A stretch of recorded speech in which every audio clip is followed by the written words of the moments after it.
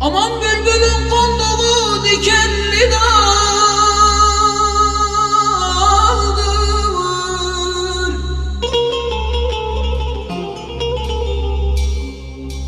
Aman bülbülün konduğu da ne dikenli daldır.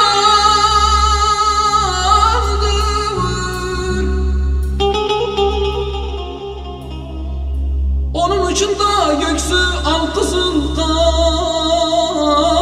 oy oy oy oy.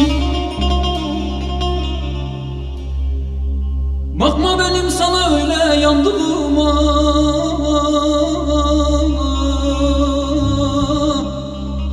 beni sana kul eden yaradandır.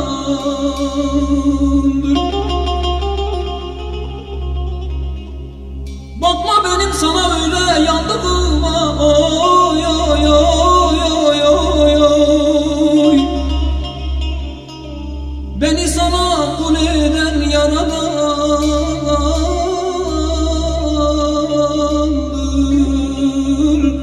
Ah, beni sana kul eden yaradandır.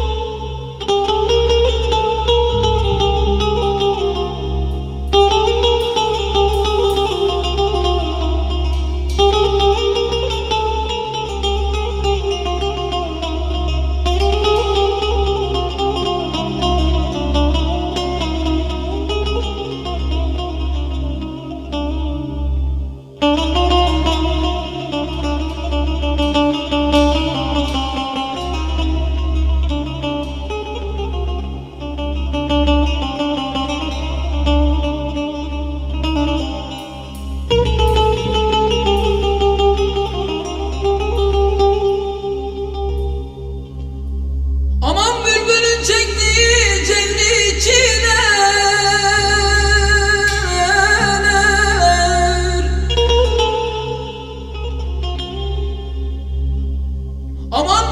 çektiği de cengli içine.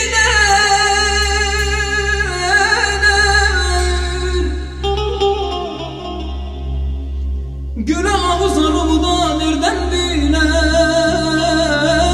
oy oy oy oy.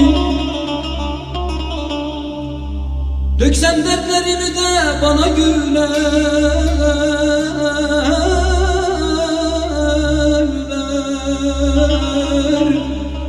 Beni sana kul eden yaradandır. Döksem dertlerimi de bana gülerler, oy oy oy oy. Beni sana kul eden yaradandır.